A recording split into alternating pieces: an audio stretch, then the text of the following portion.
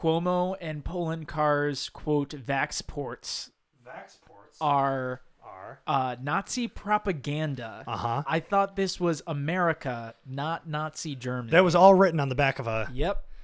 Wow. What's crazy is how much they missed the mark on not knowing that, like, the Nazi thing was on your side. You know what I mean? Not your specifically. Not that you're a Nazi. No. But I don't think you are. I don't think I am. I hope I'm not. If I was, Wouldn't I you wouldn't know. I would know. I'm not. Come on. Stop looking at me like this. You're incriminating yourself. We just started the podcast and you're already canceled.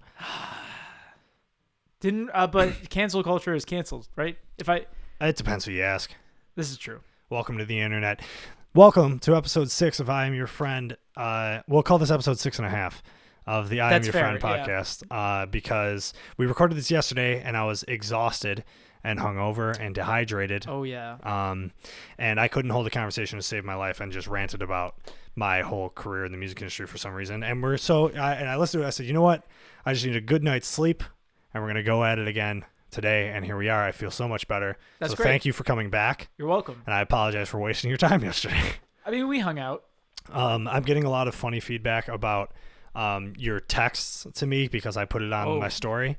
And a lot of people are like finding it very funny just because you were like, no offense, but you looked like shit. And I did, and I deserve that. Yeah. So, but here we are. John Vaughan, my 4th guest.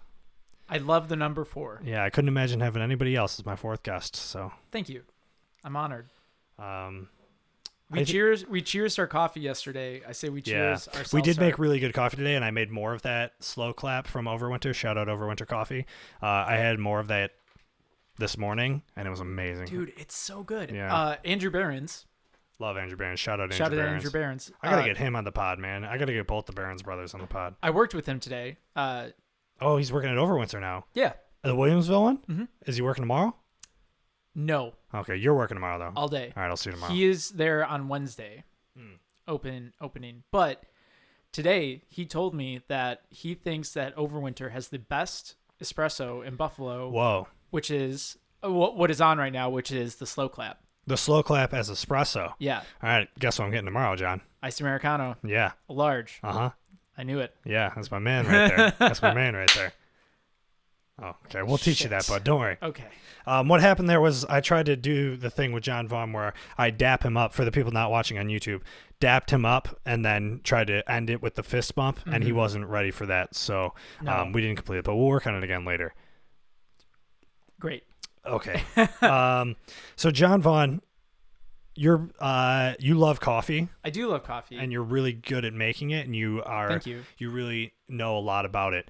And there's probably people listening who like just go to Tim Hortons and are like, what the fuck is coffee? Yeah. They're like, what do you mean? It's just coffee. They're like, I go to Tim Hortons every morning and I wait in line for 20 minutes and I get my double and I shit my brains out and I go about my day.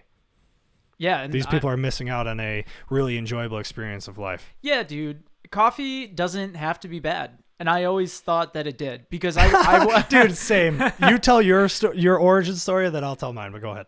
Because I was that person, dude. I cannot. It's astronomical the amount of large ice double doubles with hazelnut that I got every day at Fredonia. That was my drink. Yeah. Maybe I would have double with hazelnut. Large ice double with hazelnut. You're putting a lot in there. Oh my God. Yeah. Yes. Honestly, I probably had like 4 a day at some times. Yeah, I would just get a double. That's specifically why I mentioned that. Oh, okay. And said people just going because that was my life, especially in Fredonia. Because it is also a very Buffalo thing. Totally. The double. Or really? a Tim Hortons thing. Yeah, maybe. I don't know.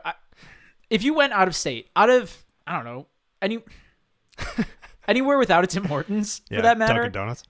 Yeah, dude. Yeah. I just figure if it's not Tim Hortons, it's Dunkin' Donuts. If you rolled up to a Dunkin', not in New York, and said double, they'd be like, "What the fuck is that?" Oh, interesting. 1000%. Yeah. I don't because double what? But anyway. Oh. Large ice double with hazelnut. So many, and at one point I'm like, I can't do this anymore. Yeah. It either wasn't doing anything for me, or I'm like, I'm putting so much shit in my body. Yeah. And I said, I'm gonna stop drinking coffee. So from I think it was junior year to senior year, I just didn't drink coffee. And then I met Charlie, and we went to the cabin for the first time. And I started drinking coffee again before that, but it wasn't anything. It wasn't like third wave coffee. It was again Tim Hortons and all that. Third wave? Yeah. So like the never heard that before. Yeah. So like Overwinter, Typico, Public. Okay. Bean Bastard, Undergrounds. Okay, they call that. So in what I would call that as a guess, I would call it craft coffee, because it reminds me of the same thing as like a brewery of getting craft beer. It's like a specialized process of making this very specific kind of good tasting drink. Yeah. Well, so that the equivalent of a craft brewery would be third wave cafe, I guess, or third wave roastery. Coffee. Yeah, because I forget exactly why it's called third wave coffee. I read about it. I forget. But sounds cool. Because I guess like first wave coffee, for an example, that is like the coffee itself, and the craft could be like a pour over or a French press. Okay. So you could do these crafts with earlier waves of coffee, but not. But that aside, so Charlie made me a pour over of a Kenyan from Detour, which he bought at Typico. They don't sell that anymore, but I remember taking a sip and saying, holy shit, audibly. Like, I screamed it. And I'm like, I couldn't believe it was so floral and orange and citrusy. And I'm like, dude, coffee can taste great. And I couldn't believe it. And at my interview at Overwinter, one of the questions that one of the co-owners, Ben, asked me was, what was my favorite cup of coffee? And I tell that story. Yeah.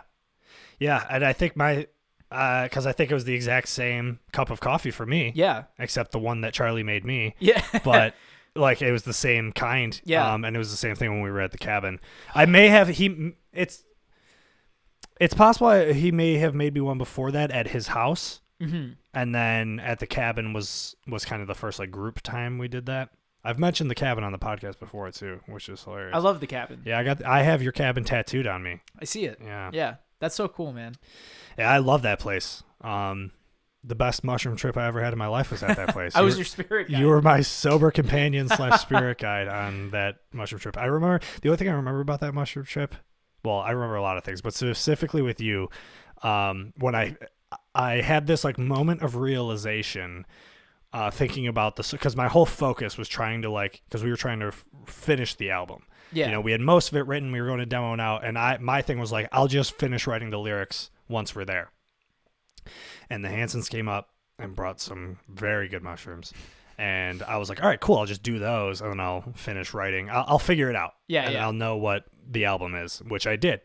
And so the song Burnout, which is like the most personal song for me probably on the album. I was trying to explain, and I still don't really remember the connection I made, but something popped into my head about the video game Life is Strange. Oh, yes. Yes. Which, for anyone who doesn't know, Life is Strange is like a choose-your-own-adventure story where you're this girl who figures out she has like superpowers and she has the power to alter time, but it's like a butterfly effect thing. So every time you use that power, it affects something else and changes the timeline entirely. And so there's like a few different outcomes you can get in the game. Now, there was something that was going on when the mushrooms first started kicking in. I had made some connection in my brain between that video game and the song Burnout, or maybe just the album. I remember trying to explain it to you. I have the notes written down in my notebook. Okay, pull it out. Yeah. That's great. I'm glad you brought that, because I remember you had the notebook in your hand. We were sitting on the back porch of the cabin, and I started explaining it, and that's when I realized I was tripping, and I was just like, I can't even make words happen right now. I think... was it that notebook? Yeah, man. Oh, I thought it was a bigger notebook. No. I don't know. I was on drugs. I remember writing stuff down while we were walking, and one of... My spirit guide. You were my scribe. I was your scribe. One of the your moments. Many moments. That's the other thing. So when I came down and I was hanging out with everybody, I was just like, it's just all about moments. It's just about all of our personal moments in life. Yeah. I don't remember what I was trying to say, but I knew whatever I was trying to explain, there was some crazy conclusion I found in my head, and that's what ended up wrapping up the album.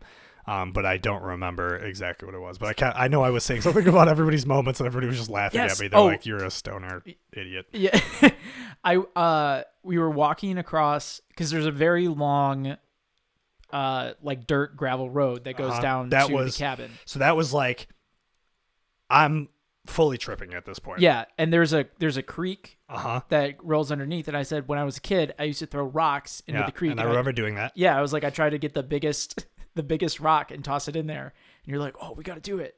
And I remember you bringing it over, dropping it, and just watching it go. I know what the album is about. I think was it at that? Because I remember making the joke of saying we got to scrap the whole record. Oh, maybe that was it. Okay, maybe that was it. That was a joke. Yeah, but I was tripping at that point. I dropped the rock in it, and I watched it sink to the bottom of it, and I go, we have to scrap the whole record and start over. But I was joking. But I do remember walking up that super long gravel road, and I was staring at my feet the whole time. And just seeing all the different pebbles and stuff, they just looked like amazing. And I'm walking up the whole gravel road, and then all of a sudden we get to the road. The main road, yeah. And I look up, Butts Road, and I look up, and there's that farm next door, and there were like mini horses. Yeah, Shetland ponies. Okay, and they were just running around, and like the sun was setting, and then the things that you rip in half, cattails. You know everything, and I wouldn't go that far. The cattails, yeah, you're like ripping them apart, and it's like the fuzzies that you make wishes out of, and I was just like, this is amazing. You know what I mean? It was really cool. Yeah, Becca really liked the horses. Yeah, we all did. How do you not? I have good pictures too. I took my camera, my film camera, and I have a whole album in my photos on my phone called Trip, and it's just all the pictures I took during that. There's a lot of really good ones. Nice. Do you want to hear what you have? Oh, you found it. Yeah, bring it up. Idea of life through screen. Okay. We consume without the screen. Aiden is filming a movie. Oh. We want to be in the Truman Show. Okay, that sounds... We love to complicate things so much. Vacant faces. The record is a moment. Build a house to burn it down. None of that makes any sense, but I'm sure... At the time. At the time, I was like, this is the answer. You know, this is gospel. Well, cool. I'm glad we have that because it's fun to laugh at. Oh, yeah. So, yeah, if anybody ever wants to take mushrooms, I can't recommend enough doing it when the weather is perfect, whatever that ideal perfect weather is to you, because ideally you want to be outside. I've done them. I mean, I've only gone like full trip a few times, usually do microdosing, but when I go full trip, I've done it like it was like early fall. It was like September, which September is my favorite month of the year. I think the weather is absolutely perfect in September. I'm a big fan of the warm days and the cool nights and just like, you know, the foliage. Love the foliage. I just learned what that word meant like this past fall. You didn't know? I don't know. It was never a word I came across. I didn't. I knew, like, obviously I know what it is referring to. Yeah. But I didn't know that was the word for it. Oh. So gotcha. We were going to Ellicottville for Brendan's birthday this past year, and his buddy Josh kept saying, "Dude, it's peak foliage." And he kept saying, and I'm just like, what does that mean? Peak of foliage. And he's like, the foliage. And I'm like, I don't know what that is, bro. Like, you keep saying that word. He's like the leaves, the changing of the leaves and everything. Like, it's the best time. And I'm like, oh, I didn't know there was a word for it. Which is a word I've probably heard. Yeah. And just never really paid attention to. That happens to me a lot. There's a lot of times where I'm like, 26 years of my life, and I never heard that before. And then I'll hear it all the time. You know what I mean?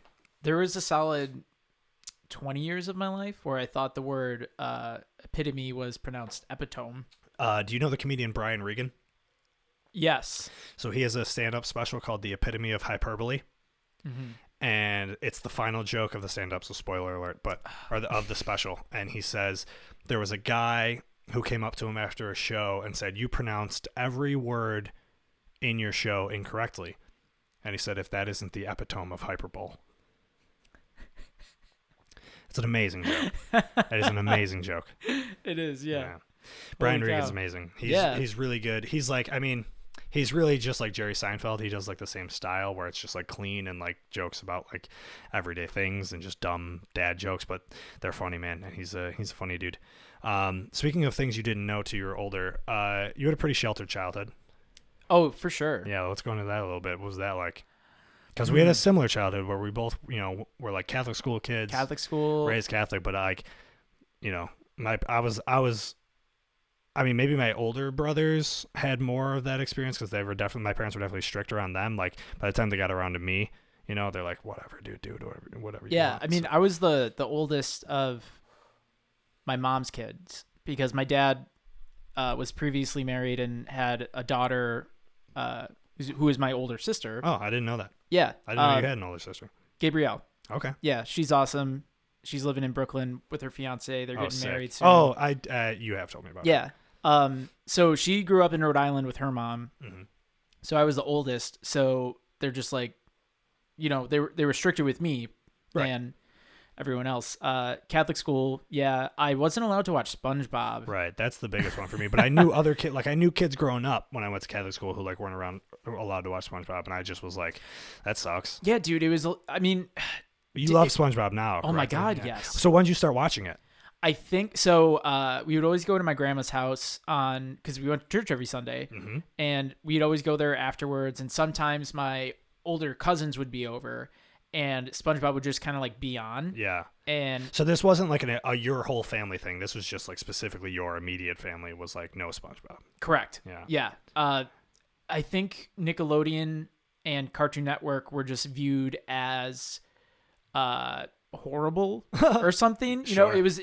We were a big Disney family. Okay. And it was a lot of Disney educational was the TV. cleanest for sure. Yes. Yeah, it was like Disney, Nickelodeon, Cartoon Network. Cartoon Network definitely had the most like out there shit. Oh yeah, especially all the weird kids watched Cartoon Network. Loved it. Because like later in the night, back then it was Toonami before Adult Swim, right? I don't fucking know. I don't remember.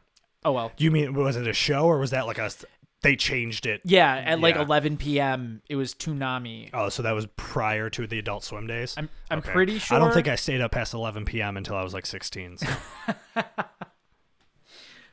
But shoot, what was it? Oh yeah, it was a lot of VeggieTales, a lot of Magic School Bus, a lot of oh shoot. Oh, that was a show that I watched at school. I always forget the name, but I saw a TikTok the other day with the theme music. It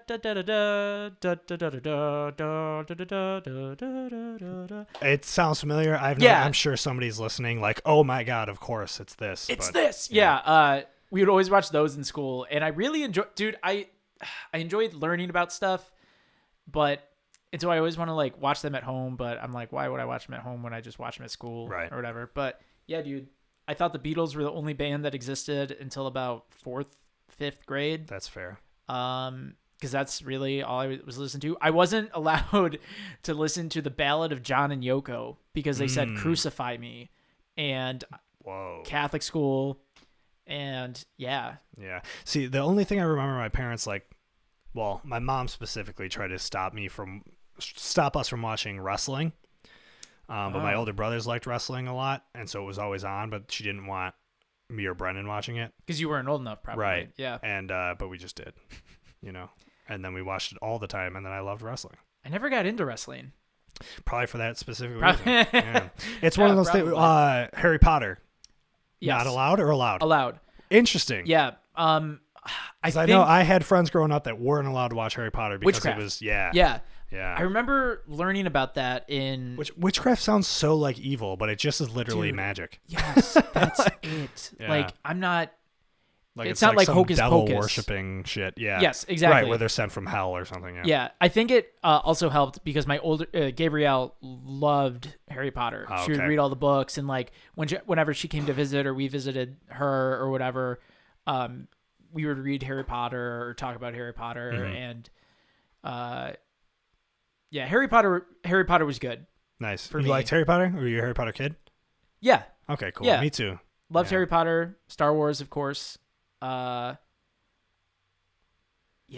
So Star Wars was your whole life thing. Yeah, dude. Yeah. I remember being younger and watching. I always forget the creator's name. but like the early 2003 Clone Wars shorts that were on Cartoon Network. All right. I could watch those. Those were sweet. They're on Disney Plus now. They cool. They put them on there. But I was like, dude, what the hell is this? This is so is that cool. If I am in Disney Plus and I go to the Clone Wars, it's under there, or is it under a separate thing? It'll be under the Star Wars. Right, but is it called the Clone Wars? Because if you go to the Clone Wars, it's like the show. Is that the same thing? It's different. It's not 3D animation, it's 2D. Oh, interesting. And it's very Samurai Jack-esque. Okay. Super cool. Maybe I have seen it in there. I tried to start watching the Clone Wars. It's just hard to dedicate my time to. I'm going to get into my Star Wars thing here once you finish your whatever you were going to say. I don't remember what it was, but there was a marathon of the original trilogy one night, and I remember watching it, or not watching it all, but after it broke from commercial, 3PO and R2-D2 would be like, "Oh, hello!" Like it was a scripted thing before the movie like went back, and they're like, "In case you missed it, like Luke just got on the Death Star," and they give you a little recap. Yeah, dude, it was awesome, and I'm like, "Yo, these robots are talking to me. It's so cool." I mean, and then of course the prequels were important for me because those were really coming out when that's where my formative years. Yeah. And even though I love the original trilogy, I got them on VHS, dude. Oh man, I talked about VHS in your last episode. Just like it's a really cool feeling. It is, yeah. But and yeah, I'm Star sorry Wars. To everybody I talk shit to about VHS. They are cool. But Star Wars was a life thing. Yeah, for sure. And yeah, for me it was Phantom Menace. I almost said Phantom of the Menace, but that's Phantom of the Opera. But now I have a really good idea for a Phantom Menace musical based around the Phantom of the Opera music and called Phantom of the Menace, and it's just Jar Jar Binks is the the whole thing. Well, he's the Phantom. Oh, okay. Yeah. So I'll do that. But the Phantom Menace was 99? I think so. Okay, so I was like 4 years old, and I remember my dad renting it from Blockbuster, and it was like an event at my home that we were having like a movie night where like lights were off, popcorn was made. There weren't enough seats in our living room, so some of us were like sitting on the floor. Yeah. That's awesome. And like a console TV that was in like a cabinet.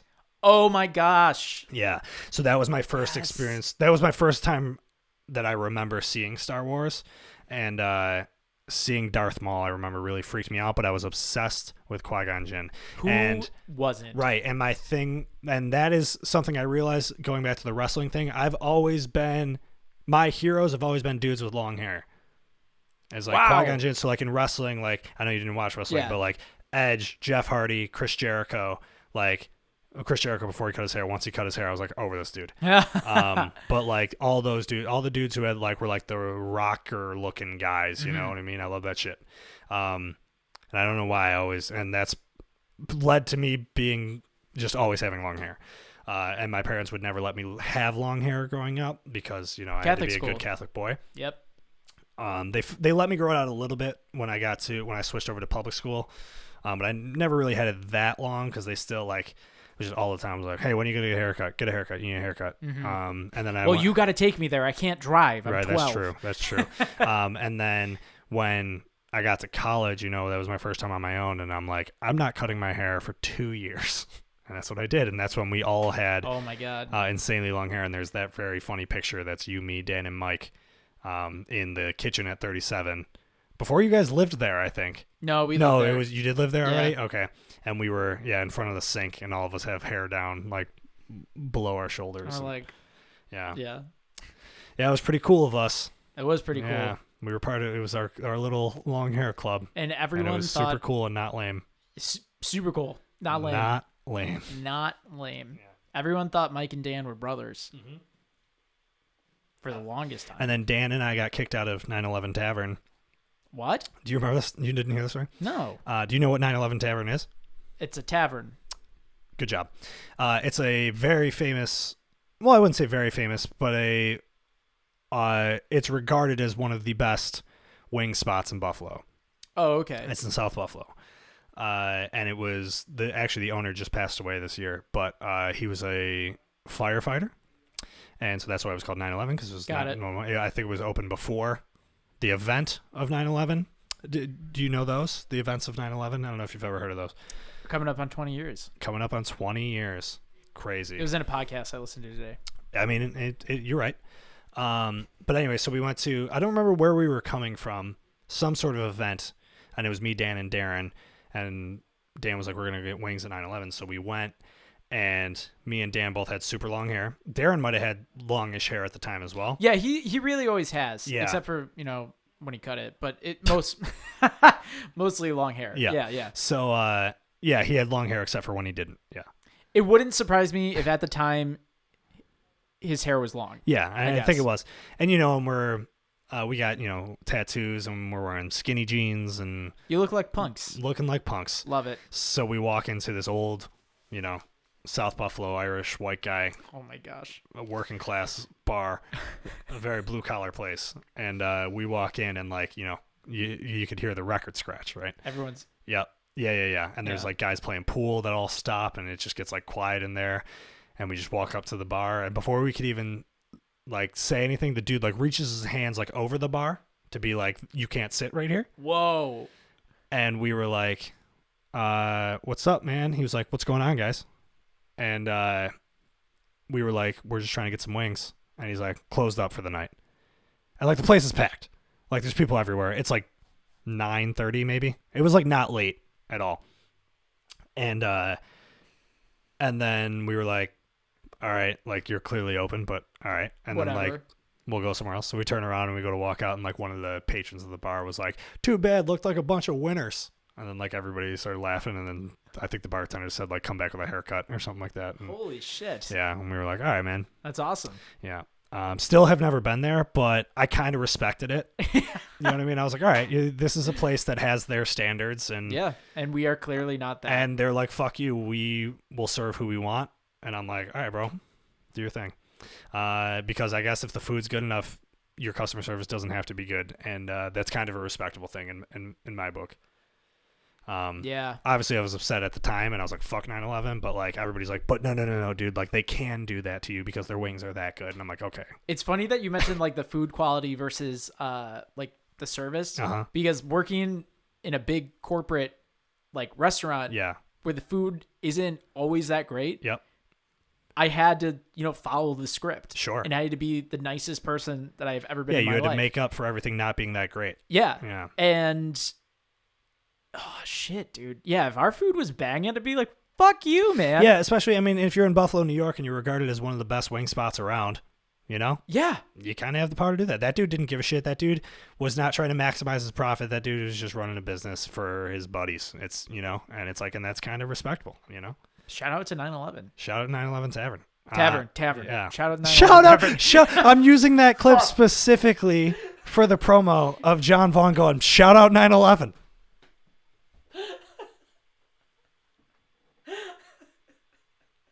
That's so good. What a clip to have. Right after you I need said to get a tavern, soundboard. Yeah. I was like, you fucked up. I fucked up. This was the moment that John knew he fucked up. Holy shit. Classic, yeah. I didn't tell my coffee story earlier. Oh, yeah. But it was basically the same. But I was at Fredonia as well, and I would only go to Tim Hortons because I was poor. Yeah. And it was, I actually have a lyric in a new song about, Aiden wrote another song about Fredonia. Oh. And here's an entire fucking album about it, and here's more. And but I have a lyric that says, I would get a shitty coffee because it's all we could afford. And I think that's a good line. It's true. But yeah, and it is true. Tim Hortons was terrible, but it was, and also we didn't know any better. And it was just the cheapest thing there was, and it was on campus. It was convenient, whatever. Mm-hmm. And I remember Becca DeHilly was always trying to get me to, because she loves coffee, and was always trying to get me into coffee.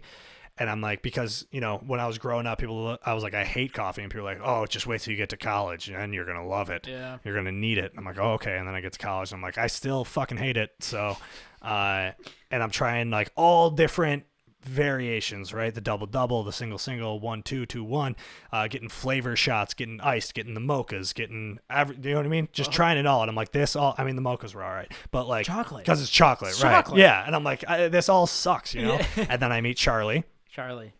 And even Charlie was like, you know, when he first started talking to me about coffee, and I'm like, I just never found a way that I liked it. And he was like, do you ever try it black? And I'm like, no, like, because I'm not a psychopath. I don't hate myself. Yeah, right? And, you know, I think of like the John Mulaney joke when his dad goes to McDonald's. One black coffee. One black coffee. Same motherfucker. And it's like, yeah, no, like people, right. Like only like hard ass, like blue collar dudes drink, you know what I mean? It's like drinking fucking PBR. Yeah, it's I mean, I'll drink PBR, don't get me wrong, but it's gross. And so, but then I try black coffee and I'm like, this is perfect. Right. This is exactly what I want. Nothing added. It tastes how it's supposed to taste. Mm-hmm. I kind of like the bitterness of it, right? And then Charlie eventually introduced me to very good coffee. And now I'm fucked because I have to spend all this money for good coffee all the time because anything else tastes terrible to me. Okay. And he just made us into snobs. He did. That's really what he did. But you know what?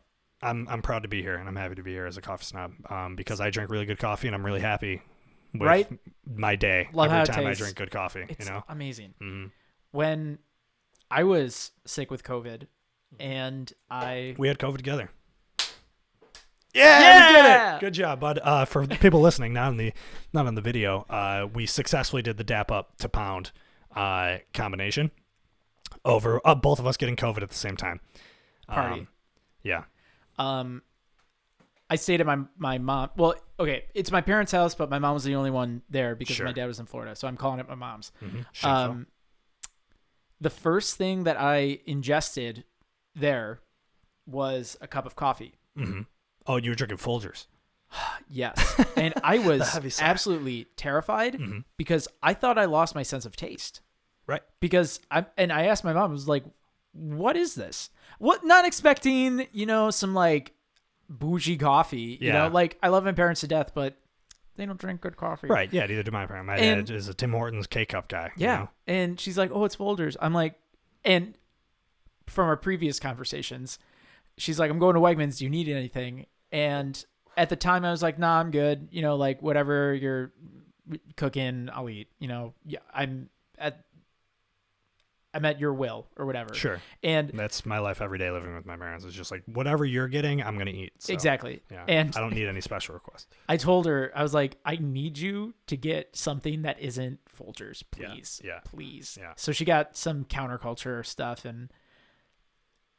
So did you lose your sense of taste or no? No, I never did because later that night I had spicy food and I'm like, I could taste everything. Okay, good. We're good. So see, I did lose my taste and smell. Oh my God, dude, what a miserable symptom to have. Like I almost would have rather gotten sick. Yeah. Because, oh dude, it was just like, it's like a little like flick to the ear almost. You know what I mean? It's just like to lose two of your senses is weird, dude. It's weird. It throws a weird imbalance. Could you hear better? Dude, that's what I was like. I was like, is this what's going to happen? Like, are my other senses going to be? I don't think so. Yeah. I think my ears are fucked from years of playing in bands, but no, but losing your taste was terrible. And I didn't drink coffee for like a week and a half because I was like, what's the point? Right. I'm not going to sit here and do this process and especially waste this like, you know what I mean? Because the beans are expensive and it's like, I'm not going to sit here and waste this just to not be able to taste it. And you know, when I run out of that stuff or I don't feel like making it, whatever, if I'm in a rush, I buy the Starbucks iced coffee, black iced coffee, because I think it's fine. So I'll drink that sometimes, but I wasn't even drinking that. I'm like, dude, what's the point? And I was like that eating too. Like my parents went to Florida for the week. Yeah. So which was kind of cool because then I didn't have to quarantine entirely in my room by myself. Isolate. Quarantine, isolate. What's the difference? Isolate. You cannot leave unless you have to use the bathroom. And what's quarantine? Quarantine is you're allowed to like move around your house. Like you're now free to move about the cabin. Oh, okay. So isolation. Isolation is when you have your seatbelt on and you can't get up. Okay. Yeah. Thanks, John. Yeah. Not to correct you, but I didn't leave my room except to take a piss. Yeah, which is miserable. Oh my God. So I was lucky because, you know, my parents were in Florida, so I had the house to myself and could hang out. But the thing was, another good thing about living with your parents, you know, especially my dad, teaches culinary arts. he makes my meals, not all of them, but like every night for dinner, my dad makes dinner, yeah. And it's like, of course I'm going to eat it. Dude. It's delicious. Yeah. I'm grateful for it. I'm sorry to everybody listening that's like, fuck you for getting a free meal that you don't have to make every night. I understand, man. And it's probably sick. Yeah. So obviously they're in Florida. I have to make my own food, which I'm perfectly capable of doing, just for clarity.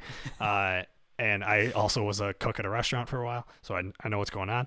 But my thing was like, I didn't want to put, and I was so excited to have that week too, because I was like, I'm going to make myself some like good ass meals. Right. And I'm like, I can't taste anything. Yeah. What's the point of putting all this work into making something if I'm not gonna be able to taste it? So I would just make like the easiest meals in the world, because I was like, I'm not gonna taste it anyway, so who cares? And then when it did come back,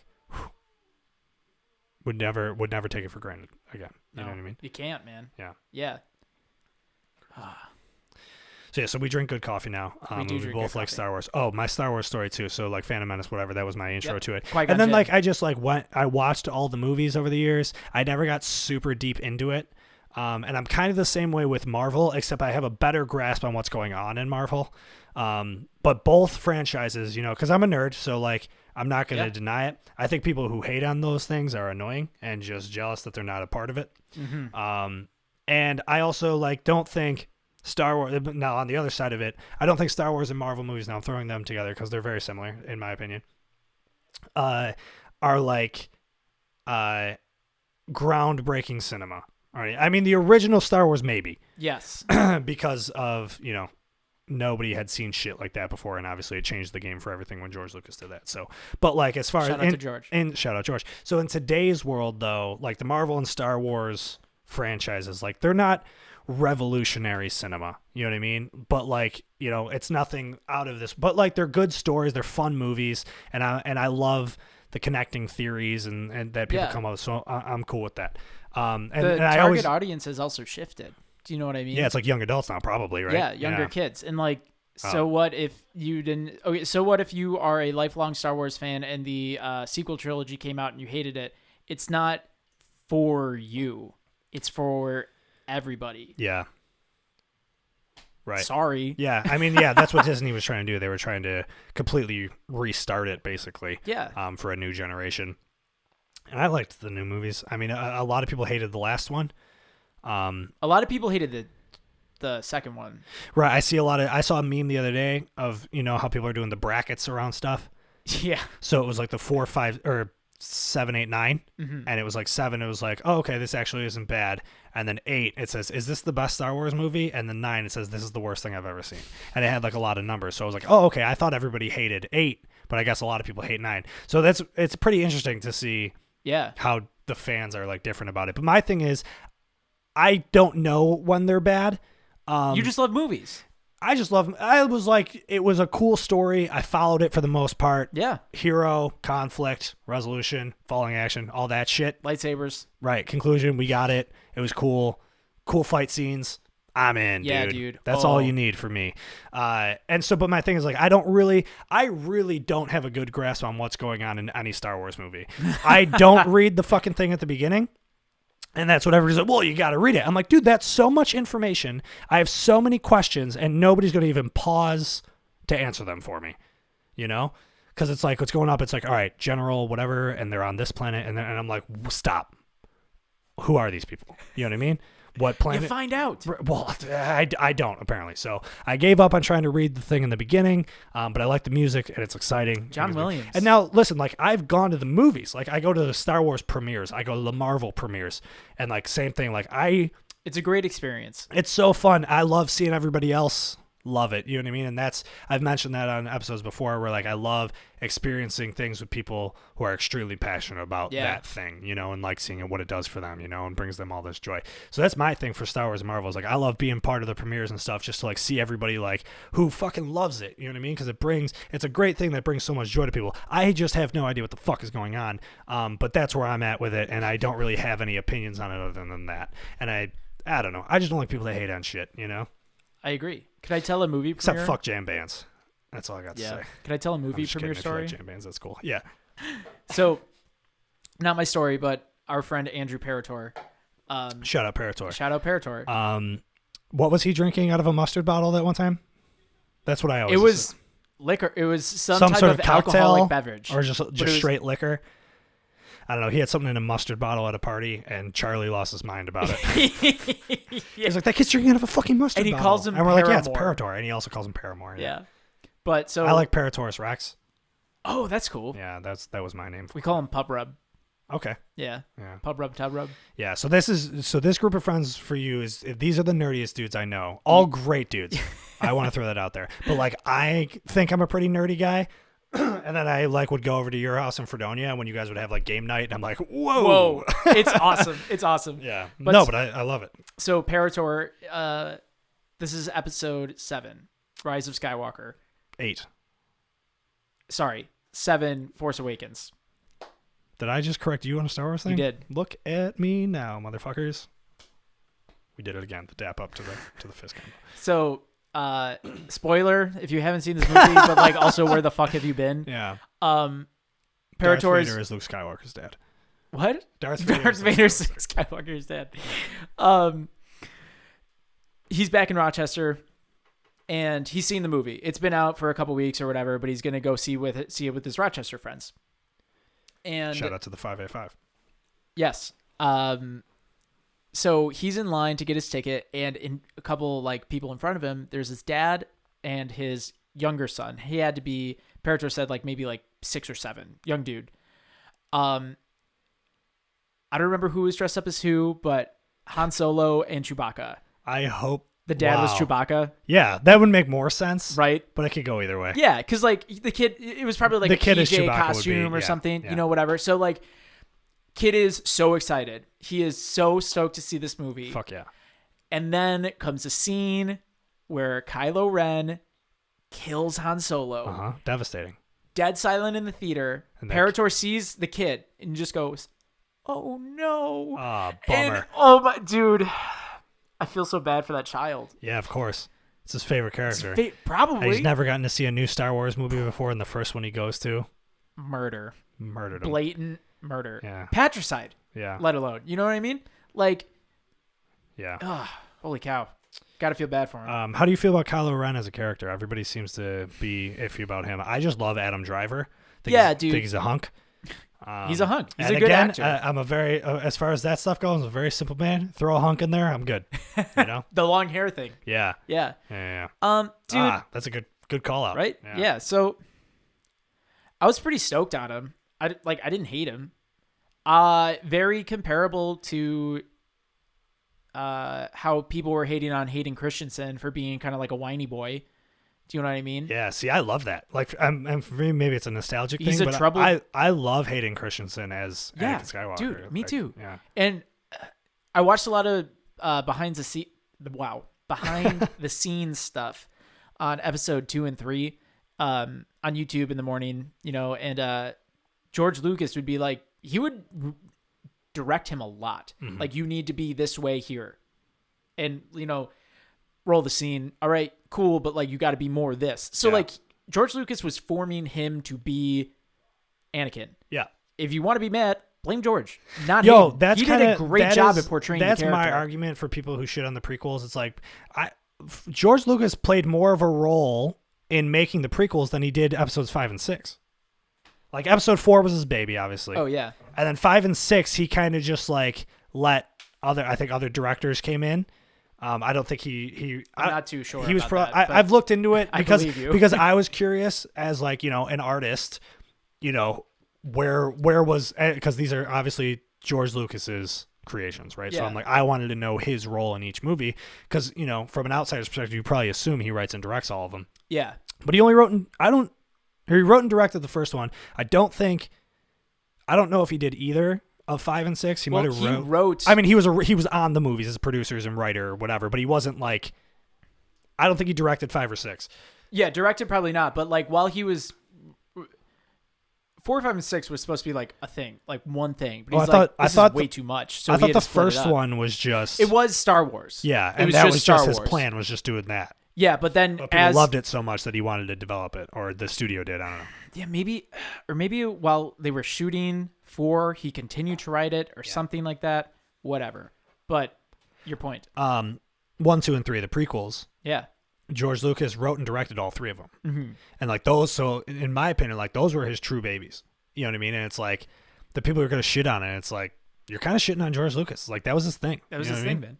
And there's the whole theory that Jar Jar Binks was actually the Sith Lord. The ultimate Sith Lord. Yes, but everybody hated him so much that George Lucas changed his mind. But it does make so much sense, and I'm all in on that theory. That was the first real conversation Jenna and I had. Wow, that's romantic. Shout out Jenna. Shout out Jenna. Yeah. She's the best. Yeah, you guys are like one of my favorite couples in the world. Thank you. Just because I love how nerdy both of you are. You both embrace each other, embrace each other's nerdiness. Your apartment is amazing. Jenna, Thank you. I hadn't been there in a while, but Jenna posted pictures of your apartment recently. Yesterday. Yeah, and just all your nerd shit everywhere. And I'm like, they are adorable. And Thanks. I love it. Yeah. And Jenna's also one of the funniest people I know. So. Oh my God. Yes. She's hilarious. Yeah. And you guys are great. Thank you. We got an exercise bike. I built that today before I came here. Nice. Yeah. I was excited. Is it for both of you? Yeah. Jenna, I think Jenna's mom bought it for Jenna. But you're going to use it? But yeah. Do you have an actual bike? I have an actual bike. Yeah. I thought but it's been, dude, I was talking to Kevin about this recently because he Kevin Harper? Kevin Harper. Yeah. Shout out Kevin Harper. Yes. He's like, we got to ride bikes together. I'm like, yes, 1,000%. He's like, I just went for a ride the other day, but it was so cold. Yeah. And I can't ride my bike in the cold. Yeah, no, fuck because that. it's just so I'm not doing anything in the cold, if I'm being honest. If it's like below, especially a bike when the wind's like coming at you. When it's like 30 degrees outside, see you later, that. man. No, I see people doing that. Good on them. Oh, you know? yes. You know, I'm going same thing with Greg McClure. Shout out Greg McClure. I can't believe, dude, that dude went running every single day this winter. Like, crazy. Dude, no fucking way. He is an animal. I would not even step outside. You didn't? I didn't. Not a winter guy, man. And that's why, like, I don't know, every summer, Charlie and I have the kind. He's like, when are you going to come skiing with me, bro? And I'm like, soon, I guess. I just got to get this. I literally have no idea how to even start. I've never even looked into these kinds of things. I don't know how winter sports work. Me either. So, like, I need some direction, and I don't know how to find that, and so it never happens. But I've considered doing it, like skiing or snowboarding or something, just as something to get me through the winter. But you know, nothing terrifies me. Yeah, I don't think I could do it. Yeah, not for me. I just watch movies and TV probably in the winter. It's probably the most of what I do. My one coworker said she went snowshoeing. Yeah, I've heard of that too. And I think I've done that. I did that in high school. I don't know if when you do stuff in high school, like as part of gym class, it's like usually a down version of it. Went snowshoeing in gym class, yeah. Public school, man. We had money. Shuffleboard. Like snowshoeing takes money. I don't know. Well, you got to get snowshoes. Yeah, I mean they had them, and we just they were like attachments to like your boots. Well, yeah. Is that all they are? Yeah. I'm sure they make nicer ones. Oh, probably. What I'm saying is like I've done it, but I've probably done a shitty version of it. They were tennis rackets on your feet. Could not have described it better. And so you're just walking around like the outside of my high school. You know what I mean? I'm just like walking in the snow, like near like the football field. And it was just like, people do this for fun, I guess. I don't know. So I'm sure there's something more to it. I'm sure if you go in like a more mountainous region, it's more fun or something. But that is wild. I wish I lived in a more mountainous region. I like mountains a lot. Are you an outdoorsy guy? You grew up kind of outdoorsy, yeah? Yeah, kind of. I mean, like... you had the cabin? Had the cabin, even though like... Well, okay, when it wasn't fully built, and we were working on it, I had to sleep in tents. So, sure, like, but still. Yeah. I've never gone camping. Besides, like the closest I've gone to camping is either staying at your cabin, which we sleep inside like a house, like essentially, a house, so it doesn't really count. And then I've gone like festival camping where you're just like in a field, which that doesn't really count either. So I've never gone to like, campgrounds or like, anything like that. Yeah. So my family is just not an outdoorsy family. Yeah. But I like have such this like urge to be outdoorsy. I don't know. I love nature, and I know that sounds probably stupid, but it's just like you love the foliage. It's nice. Way to bring that back, bro. Dap up to the fist. Yeah, I really do though. Like I feel so inspired when I'm out, like going to Letchworth, dude. Like, have you been to Letchworth? Yeah. I love Letchworth, and I go by myself sometimes, just to walk around because, I just love I don't really do anything outside. You know, I'm not an athlete. That's obvious. And like, I don't know. I just never, there's no reason for me to go outside. And like, I live in the suburbs, so it's not like there's anywhere to like, nowhere's walking distance, you know? And it's do you not have like a bike trail nearby or anything? No. Really? No. We got the soccer complex, which has like a path around it, but that's like it. So I don't know. I mean, a lot of times when it's nice out in the summer on like a Sunday, I'll drive down usually to see you to get a cough. And then I'll go like walk around the Elmwood Village or like go to Delaware Park and walk around. I love that shit. And I know that's not like the same like outdoorsy stuff that I'm talking about, but it's just more even outdoorsy than here. Exactly. Yeah.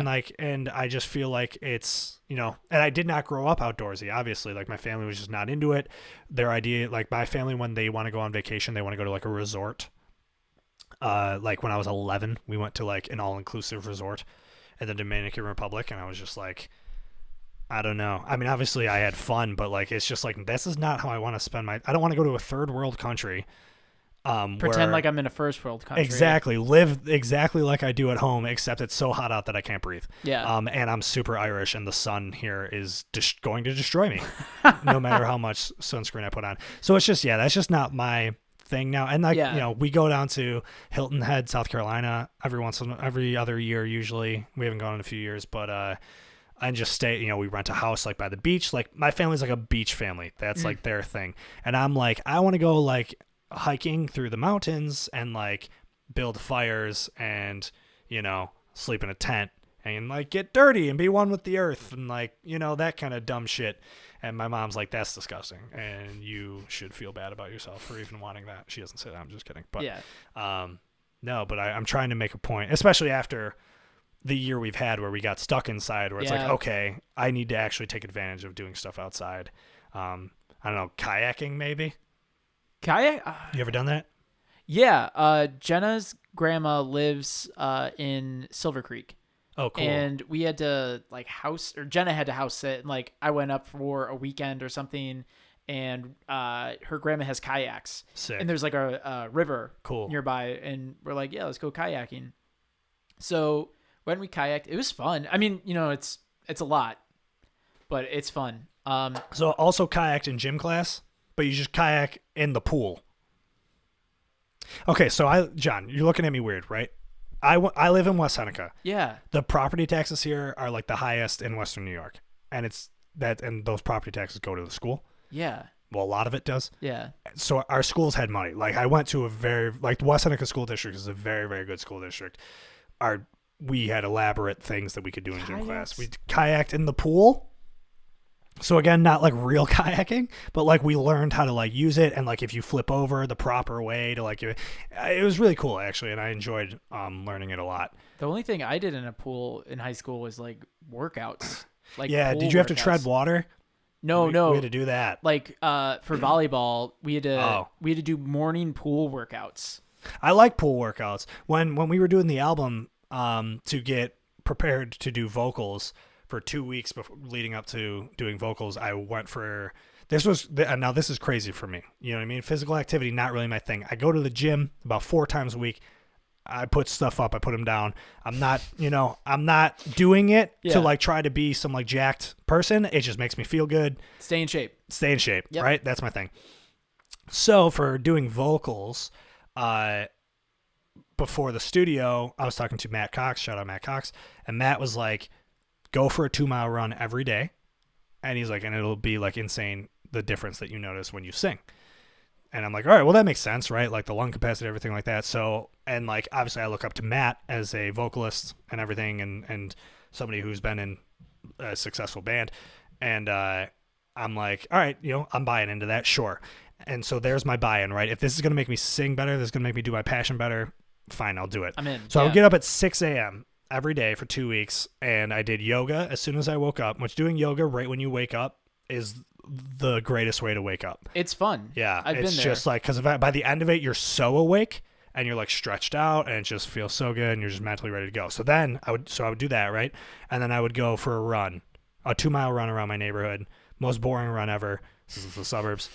And would do a 2-mile run, and then I would, you know, come home, shower, do whatever, work from home. And then when I was done working, I would get in the pool and I would just swim laps for like wow. an hour. Yeah. That's dedication. Yeah, and I did that for 2 weeks and then did, Vocals. 12 songs in 4 days. We have 12 songs. Yeah, dude. Wow. Yeah. That's crazy. But I did 12 songs in 4 days, and that's not me bragging. That's me. I put the work in and it paid off. Yeah. And, it sounds great. And Jay Zabricki, shout out Jay Zabricki. Jay said it was the best vocal performance he had ever heard me give. And I was like, well, fuck. Because now I got to do this every time.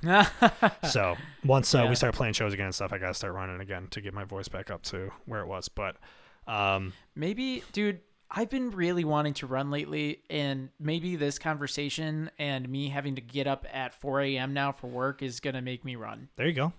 It was an amazing way to start my day. It was mentally the best I had ever felt. You know what I mean? Just like I was not anxious at all. And also it was sick to, dude, I mean, you get up early, seeing the sunrise is nuts. And that might sound lame and corny and dumb, but it's like, it really, like if you can get up and watch the sunrise, dude, it is a beautiful way to start the day. And so, well, I'd be getting up at like 3:45. I don't know if I'll see the sunrise. Yeah, maybe. I mean, eventually you will. But that's what, after doing the yoga and running around, I mean, this is in the summer as well. So sunrise is around like 7 probably. Mm-hmm. So when I'm done doing my run, I would get back, I would make myself a little fruit smoothie and I would chill. Ooh. Yep. And I would chill on the deck and I would listen to my NPR daily podcast. Which shout out NPR. If you're just somebody who wants to be informed, man, the NPR Up First. Yes. Do you listen to it? Every morning. Yeah. It's a 15-minute. Here's like the top 3 stories you need to know about. No sensationalist bullshit. It's just like, here's all the information. And it's just great. And I love it. Yeah, so I would, get home. I'd sit on the deck because it was summertime. It was nice out. I'd have my coffee. I'd have my smoothie. I'd have NPR on. And the sun would rise like right over my backyard. And it was like, and then I'd go work. And I didn't hate working on those days. You know what I mean? Because what a concept. Because before that, I would literally get up. I work at 8:30. My alarm would go off at 8:20. And I just roll out of bed and just put hop on. Yep, and just hop right on and get to work and hate my life. And then I was doing that and it was the best. It just sucks that I had to put in that much work to feel happy, What a concept though. Taking care of yourself. It's crazy. Terrible. I'm so lazy, dude. I am too. Yeah. I need to be active. Yeah. Dude, because it really does, man. And that was, when Mike Hansen started programming my workouts, that was a conversation that we had that he's like, dude, it all works together, man. It's like your mental, your physical, like they're in sync with each other. It's like when you're physically like putting in the work, it's like your brain is benefiting from that as well. And so like your mental health will get better too. So anybody listening who's considering going to the gym and your mental health might be shit, can't recommend it enough. Because it will make you feel better. I just started going back last week. I did my 4 days. Feeling a little sore, but like a good sore. You know what I mean? Yeah, the getting back into it sore. Yeah. Which is honestly a great sore. I love it. Because you know you're doing something. You're doing something. I don't know if I'm doing necessarily means I'm doing something right because I could be fucking shit up, but no, I think I'm doing something right. And no, it feels good, and I do feel generally mentally better because like leading up to going back to the gym, like my anxiety had been a little rocky, and now I've noticed it's gotten a little better. So nice, man. Yeah, that's awesome. Yeah, I've been feeling like generally better lately. The podcast is helping too. Having these conversations and stuff. So yeah. What's going on in your world? Mentally. Yeah, I think I'm pretty good. Cool. You don't have to get into it if you don't want to. I just was curious. Yeah. I don't know. I mean, work was tough. Yeah, first couple I weeks. can imagine. Because just open a new store. You're the manager. Pushing like 20 hours overtime and like it's already working 40 hours a week. And like, it was tough. Like the other night, Saturday, we closed. We didn't have chai for the next day. And like, we were going to be fucked. And I'm like, man, I don't want to do this. But like, I went back at 7 p.m. and I just made chai because we needed it. Like, and it's, I don't know. How do you make chai? I've only ever seen chai made. So we make a chai concentrate, and it's just a blend of a lot of spices mixed with chai seeds. No. Right? Aren't chai seeds a thing? I don't know. I don't know what chai even is. It's, I'm not even gonna. I thought it was a seed. I don't think. Okay, because there's There is chai tea. Like, you could have chai Right. tea, but we make a concentrate. Okay. But the chai is a culmination of spices. Okay. I don't know if there's a chai.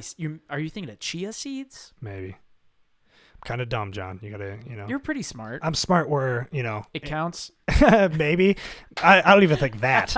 I'm smart in very specific things, and in those specific things, I'm very smart. Yes. But there's a lot of things in life where it's just like, dude, how the fuck do you not know that? Like foliage.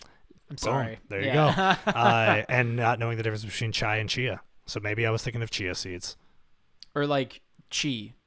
Like, isn't that a... I don't know. Yeah, me either. You lost me. Anyway. So you had to make all this chai. There's just a bunch of spices, a culmination, and that's what you put in like a chai latte. Yes. So is that like, so a latte is usually something with milk, correct? Yeah. So a chai latte, is that in replacing of milk as you put in this chai? It's, we do like a 60-40 chai to milk. Okay, cool. Yeah. So, there's no... I like that. So, dude, chai tea, like a chai tea latte or whatever? Just chai. What? It's just chai. That what I just said is just called chai? No, it'd be a chai latte, but not a chai tea latte. Okay. Because there's... See, I don't... That's fine. We're learning. It's a learning thing. So the chai, like I was saying, is a culmination of those spices. Right.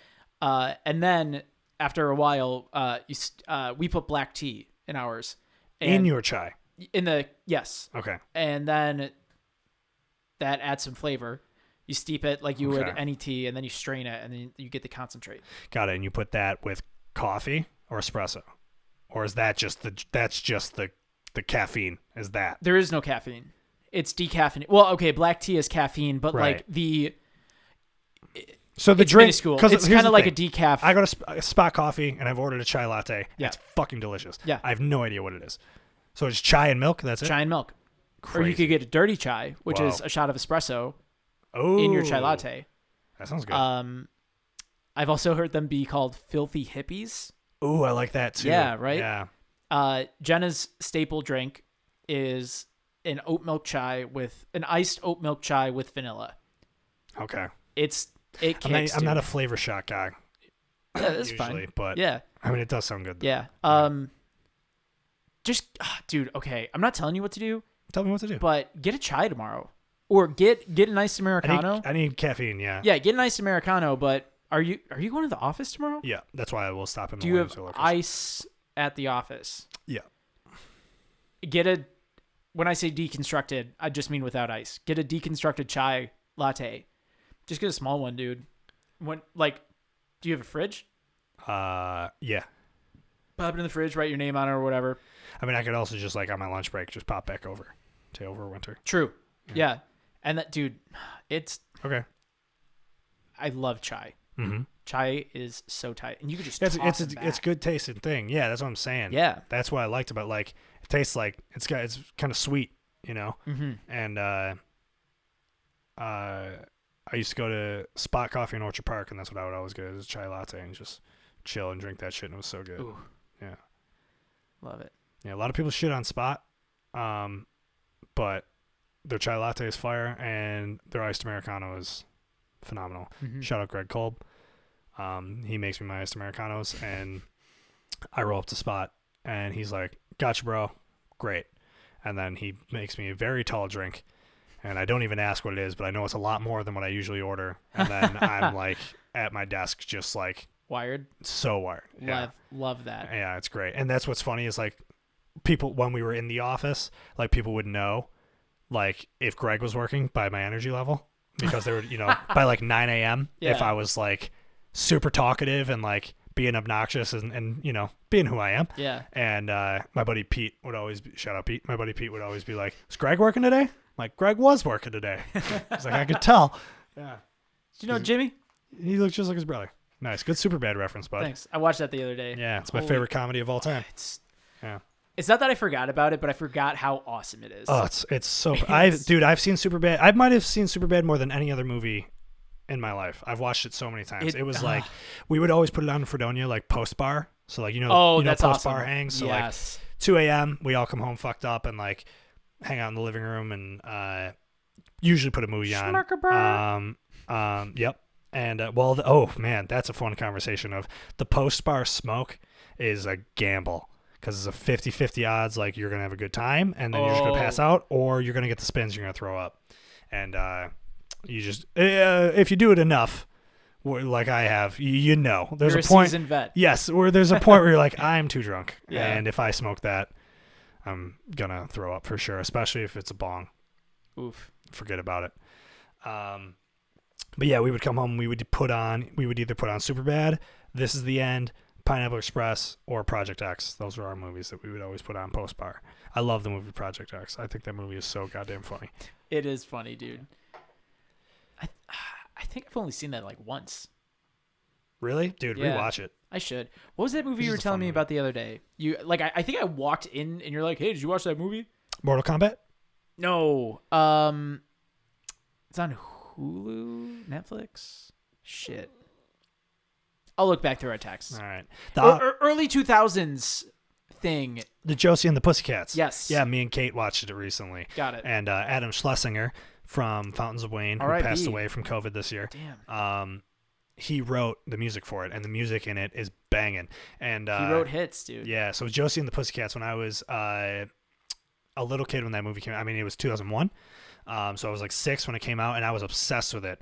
And I used to watch it all the fucking time. And so rewatching it, I wasn't sure. Like, you know, I'm like, oh man, this might suck. Oh yeah. Because we did that in college too, where we were like, oh man, remember this movie? And like, remember Brink, bro? And we would put, you know what Brink is? No. Brink was a '90s movie on Disney. It was a Disney Channel original.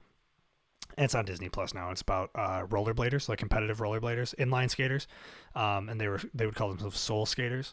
Oh. And it was like these California kids that were all about like. I remember one about like speed ice skating. Yep, there was one for that I think too. Oh, okay, okay. But yeah, this is different. This is rollerblading. Got it. Yeah, Brink. Terrible fucking movie. When I was a little kid, the best movie of all time. College, we rewatched it and we like shut it off after like 20 minutes. We're like, this is fucking terrible. But Josie and the Pussycats, not terrible. Still holds up. Very nice. Good movie. Do you know Josie and the Pussycats, like the cartoon from like the 70s? Mm-mm. It's this girl band, and they're Josie and the Pussycats, and they were just like rocker girls. And I don't know what the cartoon was about, but they made it into a live action movie in the early 2000s, and it was the whole premise of the movie is that like corporate America is brainwashing people through pop music. And so like, yeah. Right.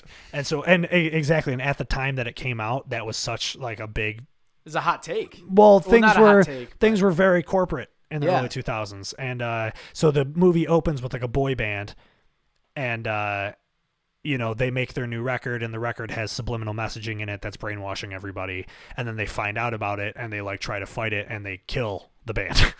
What? Yeah. So the band dies, and then Josie and the Pussycats is like the new hot thing, right? That they find to replace the boy band, and then try to do the same thing with them. Spoiler alert, they figure it out and they stop it, and they're still super famous afterwards. Yeah.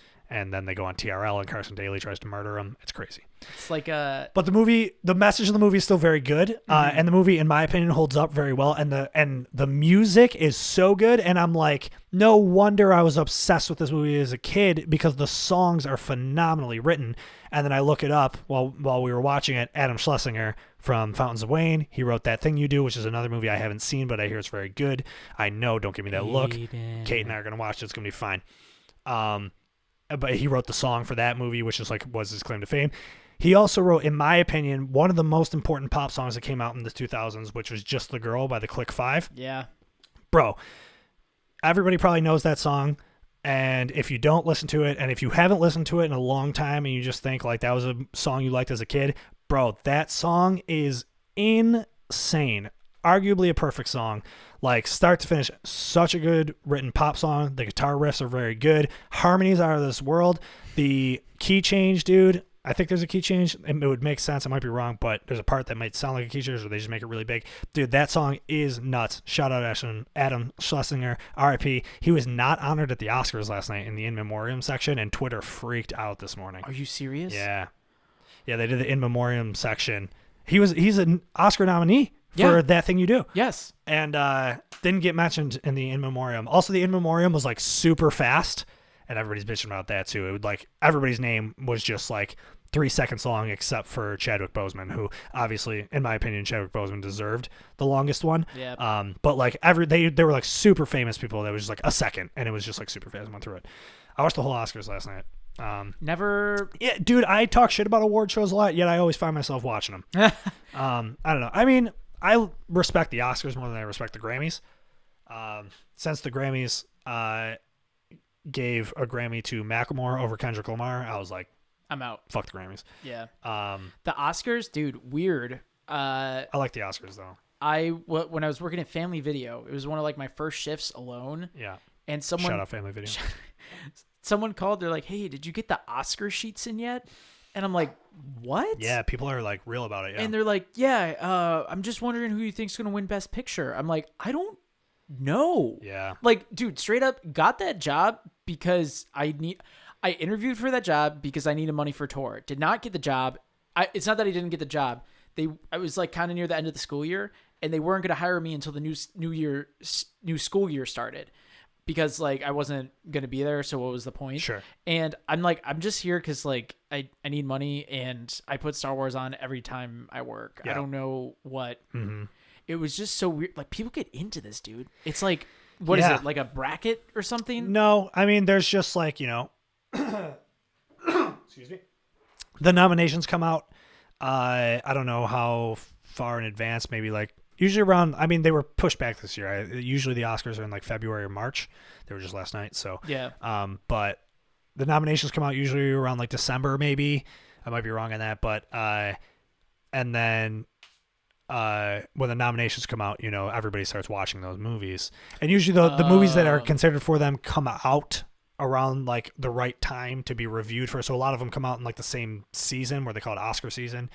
So it's like, because the movies that want to be considered for the Oscars, you know what I mean? Mm-hmm. So usually like the very, like, it's all the Oscars, that have like a very timely message, I guess I'll say, like about current events, based on current events, and like, the things going on in culture of society, and are trying, these pieces based around those kinds of things are usually what do really well. And that's kind of how the Oscars have always been. And that's why I like it, so, yeah. For this year, there was like, obviously the Oscars has gotten shit on for not being so progressive in the past, but, this year there was a lot of representation up on the stage. Nice. And it was cool. And Daniel Kaluuya won for Judas and the Black Messiah, which I'm so glad. Did you see Judas and the Black Messiah? Dude, no. That was probably my favorite movie of the year. Yeah. I was going to say, you were talking about attention spans. Oh, yeah. I don't know if I don't know if it's just me, but like sometimes sitting down for a movie it's tough. It's a lot. Yeah. And that's why I just find myself just watching cartoons, dude. And I know I'm missing out. Yeah. Because movies are great, dude. Yeah. Like, I've always loved movies. I got a weird thing about movies. I quote movies all the time. You like collect Steelbooks. Yeah, and like that's right. And that's why awesome. Kate and I are such good friends, because Kate is very passionate about movies as well, and she has this amazing movie collection. So that's all her and I do. Like, Kate and I hang out, we get wings, and we watch like 5 movies in a row. That is awesome. Yeah, it's a great way to spend the time. And Dan and Joe also love movies, but they love very specific kinds of movies. And they'll like go back and forth in the funeral coat chat about like this app. Letterboxd. Yeah, and they're like, I gave it like a 3 out, or like I originally gave it a 4 out of 5, and then I finished it and I really didn't like it, so I gave it a 3 out of 5. I'm like, what is going on? I'm like, but that's so cool. Yeah, that Letterboxd is like all of the movies that you watch. Right, it's like the Untapped beer app. Oh, yeah. It's like saying this. It's like it's specifically for like movie nerds, you know. And it's like, I use Letterboxd. I honestly don't like the 5-star system. I would rather do it out of 10, because there's a lot of movies. It's like, dude, like, I don't know. I feel like most movies I like fall into the 4 or 5 category. And it's like, do I want to give it a 4.2? Not like, well, there's just some movies that I'm like, all right, that's obviously a 5-star movie, and then it's like, but that's a 5-star movie that's also like not even close to that movie. So it's like, if it was out of 10, I'd probably give one a 10 and one like an 8. Yep. Yep. So, or like a 9. I like the out of 10 rating system. Yeah, it's great. 5's tough, dude. Yeah.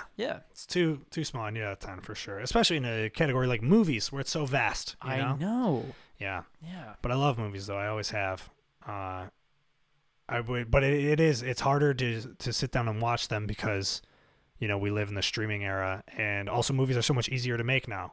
Yeah, they are. Movie theaters at one point were just, there was one movie playing, Mm-hmm. and you just went and saw that movie, Wizard of Oz. Boom, go see it. And then I don't know if movie theaters existed when Wizard of Oz was around. Maybe. I don't know. But now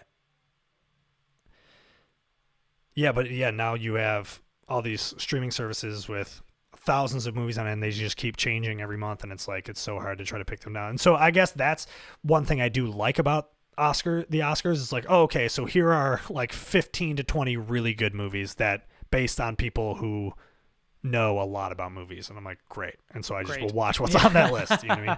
So Judas and the Black Messiah, phenomenal movie, highly recommended. Mm-hmm.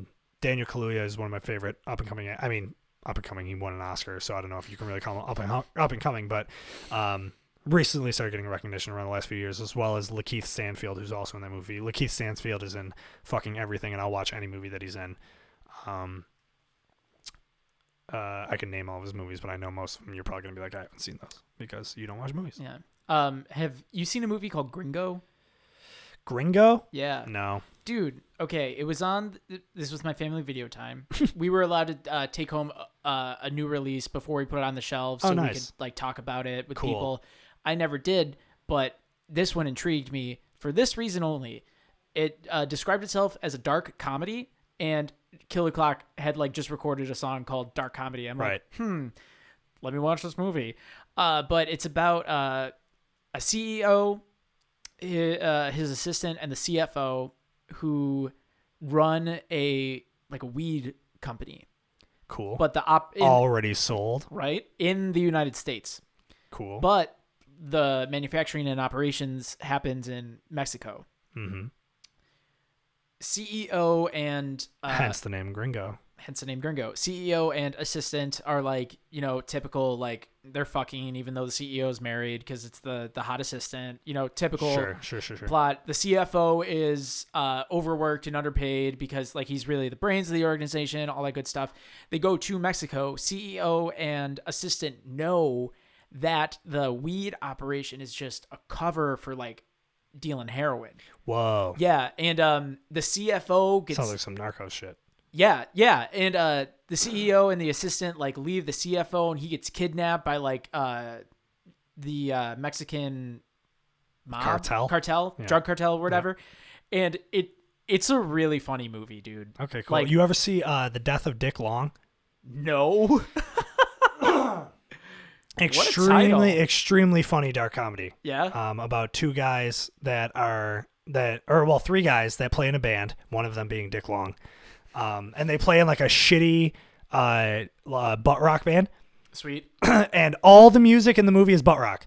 So like Nickelback's in it, Creed, like all the whole soundtrack is butt rock. Give it to me. But it's a really well made movie. Yeah. And what happens is these three guys are playing in a band, and Dick Long dies.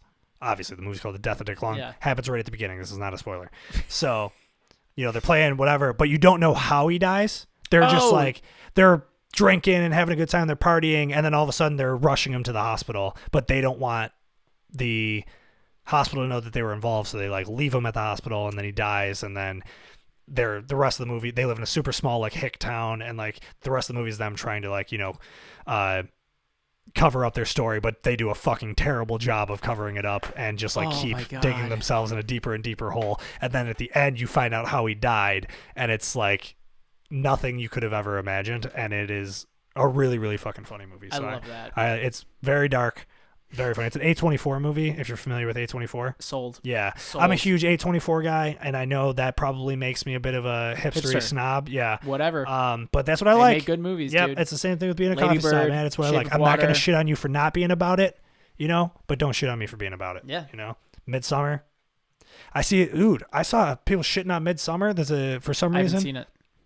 Very good. I got to watch it. Yeah, it's very dark, very disturbing. Very good, though. But I've seen on Twitter, I don't know, a lot of people... same thing, the bracket meme, the viral bracket meme went around about Midsummer, and I'm a guy who reads replies on viral tweets, and people are like, fuck this movie. Like, this movie was terrible, snooze fest, terrible, whatever. And I'm like, bro, that is like one of the best movies I've ever seen. Obviously different strokes, whatever. Yeah. But Midsummer's one of my. I remember I saw that movie, and what I really like when movies have a lasting effect on you. Like I saw that movie and I didn't stop thinking about it for 2 weeks. That's how I was with Shape of Water. Shape of Water was super good. I think that's also an A24 movie. Yeah. Lady Bird. Bird's phenomenal. Yeah. Oh my God. Lady Bird. My story. I might have told this on the podcast. I don't remember, but I don't think I told the story recently. I don't remember where, but I watched Lady Bird right after the movie Three Billboards Outside of Ebbing, Missouri. Also a great movie. Phenomenal, but two very different levels of movies. Oh my God. Like, yes.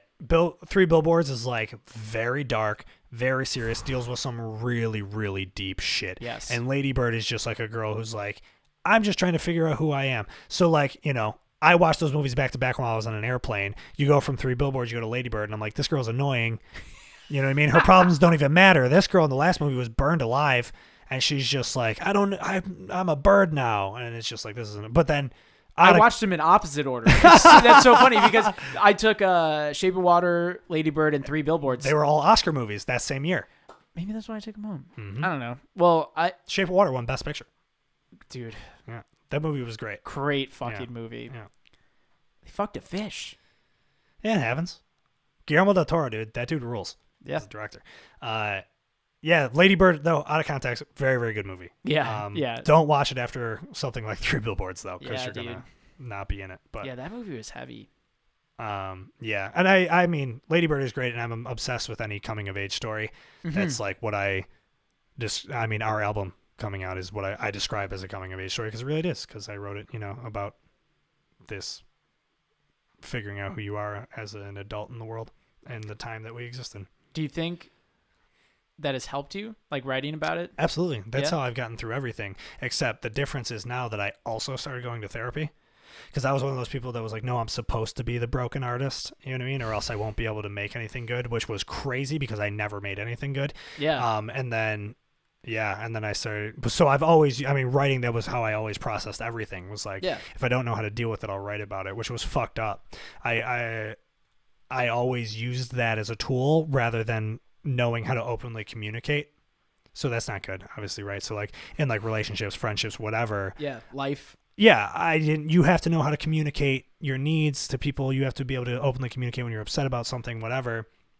And I never, ever learned how to do that because I always just was like, well, I don't have to. I can just write about it. And then once I write about it, I'm over it. But, you know, obviously unhealthy and everything else in life. And that goes back to the thing I talked about last week of I was always focused on the ego of the musician, of like, who am I on stage? Like, who am I presented to the world as this person? But I was never focused on, you know, who I am as a real person and in my life and things like that. So, so now I'm figuring out that balance, you know, and I go to actual therapy, but I still write songs too. And I think my songs have just gotten so much better now that That's awesome. have gone to therapy, actually. So if there's anybody out there who's the artist type that you're like, I can't go to therapy because I think if I get fixed or if I fix my issues, which is not what therapy actually is, that you're not going to be able to be creative anymore. It's the exact opposite, in my opinion, is that once you can clear out those cobwebs in your head and the voices and be able to deal with the voices in your head that shit on you all the time and be able to get through that stuff, it just opens the door for an amazing creative process. And yeah, I think my songwriting has only gotten better. I mean, I think this album is the best thing I've ever done. But at the time that we finished it, yeah. But since then, like everything, it's pretty kick-ass. Yeah. Oh yeah, it is 100% kick-ass. Yeah. I'm gonna be proud of it forever. But it's just like now I'm at a point where I'm like, I'm writing so much better songs and I can't wait to get to those. And that's always the battle, is it not? Is like 1000%. You always want to play your new stuff because your new stuff is fresh and you use the old stuff to like try to outdo yourselves, and then you do, and you're like, okay, well, fuck these songs. I don't want these songs anymore. Yeah. You know what I mean? So, but Dude, I loved the show at Rec Room where we played all unreleased songs. Yeah, that was probably in my opinion, like the best show we ever played. Oh yes, that one. Or I was actually thinking about this on the way here, just because I think we mentioned this earlier, but we tried this yesterday, didn't work out. Yeah. And I was trying to think of things that we hadn't talked about to, you know, not dip into the same thing and like be repetitive for ourselves. Sure. And the thing I was thinking about was like the best shows that we've ever played, or like personally have ever played, and the worst shows. Yeah. And like that, Oof, dude, most that of them one, are the worst. The Rec Room show was amazing. That was also the last Post Prom show. Nope. Head North in Mohawk Place. My bad. It was a month before that. Yeah. I also really loved Lock House. Oh, with Super American? That was a very fun show. That was a very fun show. Yeah. I had a blast. Yeah. That was super fun. And what's great about playing Lock House is that the acoustics in that room are terrible. Yeah. So like it doesn't sound good, so you don't really even have to be that good, and you can just have fun. Yeah.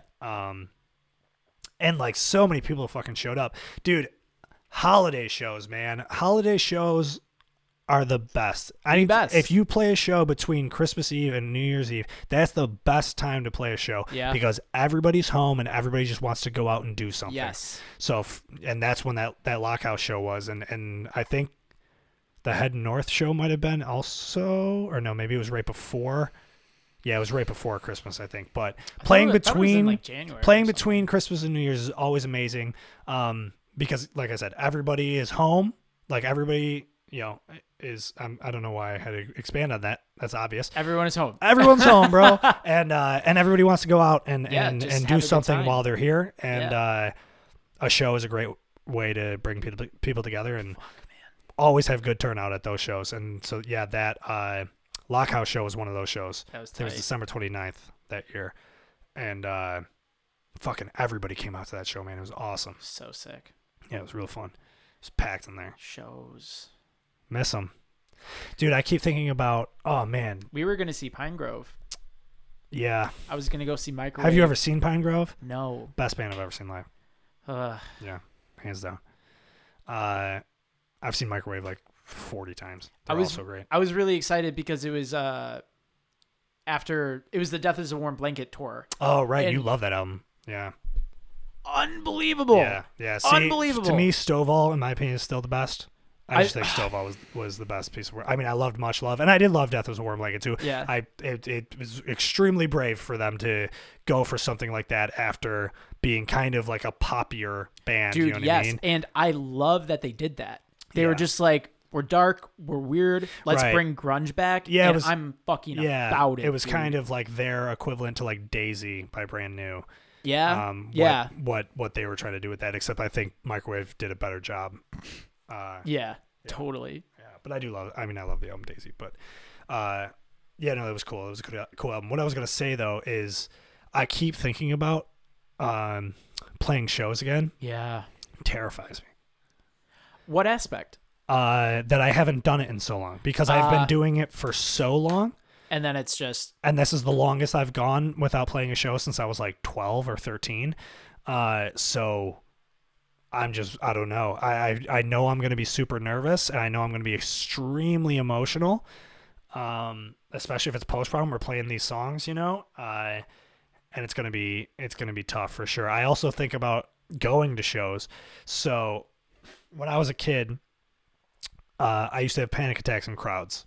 Mm-hmm. Crowds were like a fear of mine. Yeah. If I got brought into one, I freaked the fuck out and needed to go home. I couldn't attend a concert until I was 14. That was the first time I could finally. I had tried to go to shows before that, but Jesus Christ, I can't clear my fucking throat. Sorry. Oh, water. Thanks, bud. Smart move. Yeah, man. Hydrate. There's 2 rules. Sorry to interrupt, but there's two rules at Overwinter. 1, do not run out of coffee. 2, stay hydrated.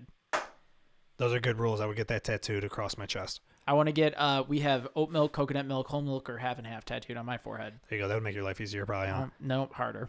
Oh. Well, I don't know. You're like, why is that on your forehead? Well, you're going to ask me that question in about 5 seconds. Right. So maybe easier. Anyway. Crowds. Going to crowds. Yes, going to shows. Didn't successfully. I mean, I went to shows when I was like real small. Like my parents took me to a concert when I was like 3.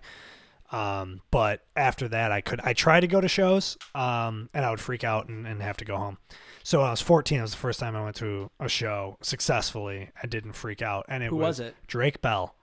No way. Swear to God, at the Erie County Fair. And I think the reason is because what scares me is the build up to the show. That's what makes me anxious. Is because I know I'm going to be in a crowd and I would freak out. So, that happened. Oh, man, I had tickets when I was, for my 10th birthday, my buddy Ryan, shout out Ryan, we went to St. Martin's together, and he, for my 10th birthday, gave me a ticket to see, it was Fall Out Boy, Panic at the Disco, Hawthorne Heights, and From First to Last, who was Skrillex's band. Wow. Yeah, at the arena. Lineup. Nuts. Oh, wait, who did I say? Fall Out Boy, Panic. I don't think it was Panic. Maybe All American Rejects was on it too. Maybe Panic wasn't. It might have been Fall Out Boy, All American Rejects, Hawthorne Heights, From First to Last. Maybe Panic at the Disco was on there as well. This might have been pre-Panic at the Disco, like before they were a thing. So this might have been like 2000. This was 2005. It was my 10th birthday. I don't think Fever You Can't Sweat Out came out till 2006. I could be wrong though. Either way, it doesn't matter. This lineup was nuts. Yeah. And my buddy Ryan gave me a ticket for my 10th birthday, and I was going to go with him and his dad, and because he was also 10, And so, day of the show, I'm freaking out, dude, because I know I'm going to have to be in a crowd, and I end up not being able to go because I was freaking out too much. So that happened all the time, and then finally, and that's what I think it is, the build up, because I was working at the Erie County Fair when I was 14. It was my first job, because you can work there when you're 14, because I'm just working at like the Birch beer stands, just giving drinks out, I was working with my cousin Ricky, shout out Ricky, and this lady who was working at the fair came up, and like Ricky gave her a free drink or something because Ricky's a nice dude, and she was like, "Hey, I work at the bandstand." She's like, "Do you guys want to go to the show tonight? Because you were so kind, to give me a drink. It's really hot out. I appreciate it. Let me return the favor. Do you guys want to see the show tonight?" And he's like, "Who's playing?" She's like, "Drake Bell." And Ricky turns and looks at me. He's like, "You want to go see Drake Bell tonight?" And I'm like, "Well, I mean, I would," because like my cousins had like an RV at the fair, because they like ran the Birch beer stands and stuff. Yeah. So like I would stay there overnight. So I was like, well, I got nothing else to do. Like, yeah, let's go. Yeah. And there was no build up. It was just like, as soon as we got off work, we're going to watch this concert. And it was outside, which probably helped. And it was like it's not a huge arena. And that was the first time I successfully sat through a concert. Nice. Was Drake Bell. Yeah. And it was right when the song Makes Me Happy came out. You remember that song? Good song. Yeah, and that was my first concert. And then after that, I was just good. Literally never had an issue again. Shout out Drake Bell. Yeah, for real. And then I was going to shows all the fucking time after that, because once I got over, and that's how it is for a lot of things in my life, is like once you get over the fear, it's like, I want to do this all the time. It's the same thing. I didn't ride a roller coaster until I was 22. Wow. Because I was terrified. The same things. It just made me anxious. My parents were big amusement park people when we were growing up. Yeah. On the episode we tried to do yesterday, we were talking about Disney World. I've never been to Disney World, but we would go to like Cedar Point and Hershey Park and stuff. But I wouldn't go on anything because they just like terrified me. So 22 was the first time I went on a roller coaster, and it was with Charlie. We went to see Third Eye Blind, and yeah, it was a good day, dude. That was an amazing day, actually, especially for Post Prom, because that was it was me, Charlie, Cody, Marissa, and Brett, and that was like the first time Cody and I had hung out, and we just like had a really good bond, and Cody and I became very good friends that summer. And then he moved to Seattle, and that's and that summer, obviously from the song, Cody's song, I say that was the summer I got a degree and nearly lost my mind, but Late Nights and Old Records, I'm writing about those experiences of hanging out with Charlie and Cody and Brett and Marissa and the Well Kept Things guys, and getting to know Cullen and like, after a time when I just finished college and I'm kind of lost in the world, I found these people that were very kind and accepting and loving of me. And that's my song to all of them, really, is just like, thank you for giving me a home, basically. So obviously shout out Cody, because that's who really inspired the song. But and then that's how we came up with Jessica Hates the Future too. Wow. Which it was at that, because that was the Dippin' Dots girl. Was that during like that day. So yeah. And that's so there's going to be a track coming out on the album for anybody listening called Jessica Hates the Future, and it is about a girl that worked at the Dippin' Dots stand at Darien Lake, who I don't know, none of us knew what her name was, so we just called it Jessica. I thought she had a name tag. She might have. We just like made up a name and decided she was Jessica, and that is awesome. And Jessica Hates the Future is about that girl working the Dippin' Dots stand and telling us she hated Dippin' Dots, but she likes ice cream.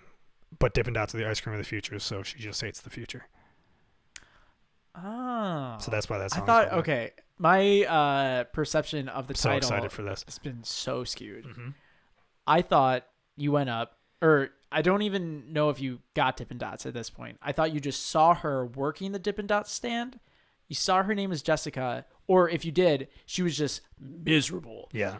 And no, she was super nice. Oh, okay, that's cool. I thought it was more or less she looked like she was miserable and hated anything that was going to like ever come her way. Yeah. So like she just hated the future or something. Right. I like your story better. Yeah, she seems like a nicer person. She was great. And it was all of us idiots, going up and just being ourselves and goofing around with her or whatever. And we're getting Dippin' Dots, and someone asked her what her favorite flavor was, and she was like, I don't even really like Dippin' Dots. And then someone was like, do you like ice cream? And she was like, yeah. Like, so you like ice cream, you don't like Dippin' Dots. Dippin' Dots are just the ice cream of the future. So you hate the future. And then we came up with the I love that. Jessica hates the future. Yeah. And that song, spoiler alert for when the album comes out, but that song what is hilarious is that's the title of it, and the song is literally about Christianity, my experience transitioning from like Christianity to atheism.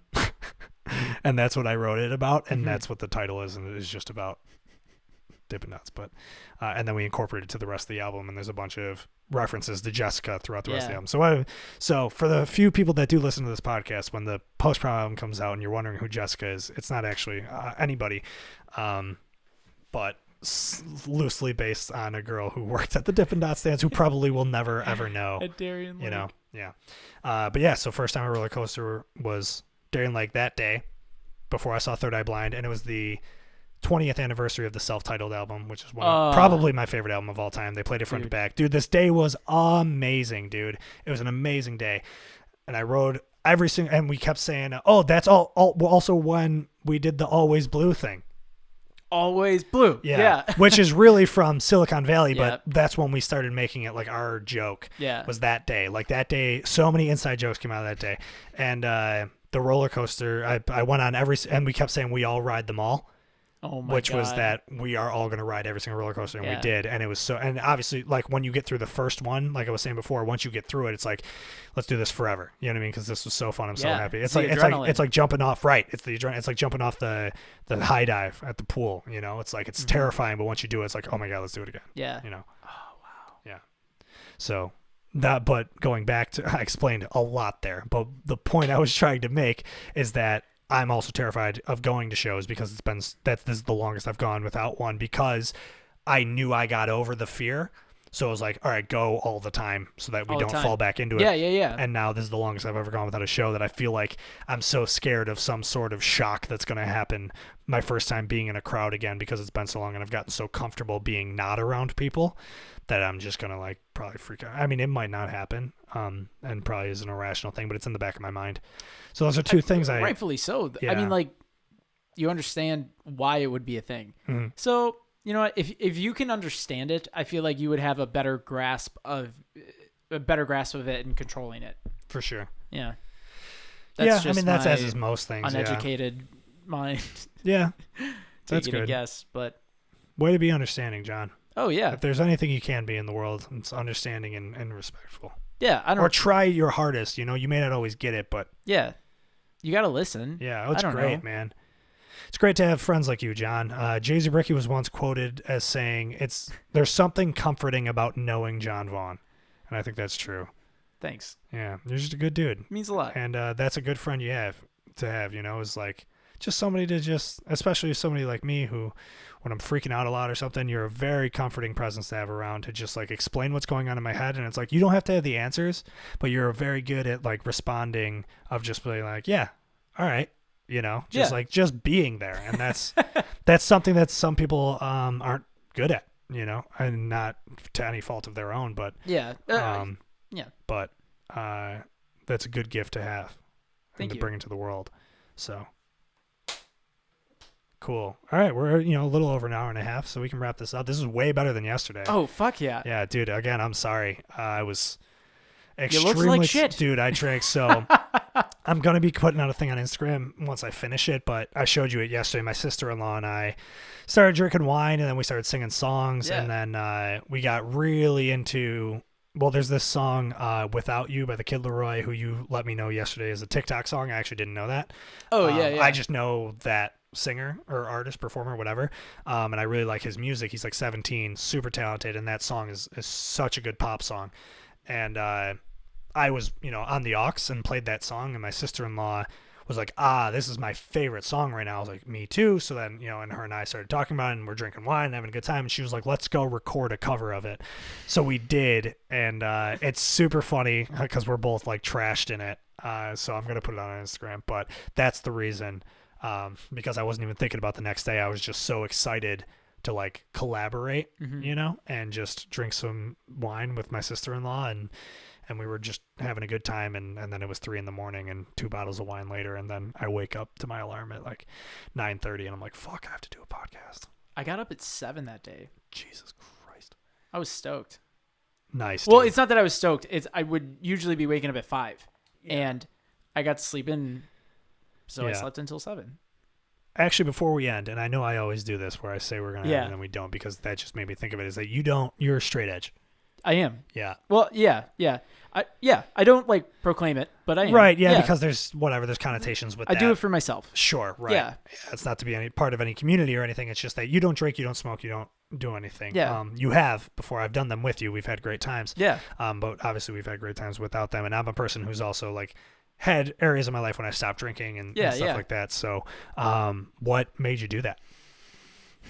Well, in 2019, I decided to just be clean.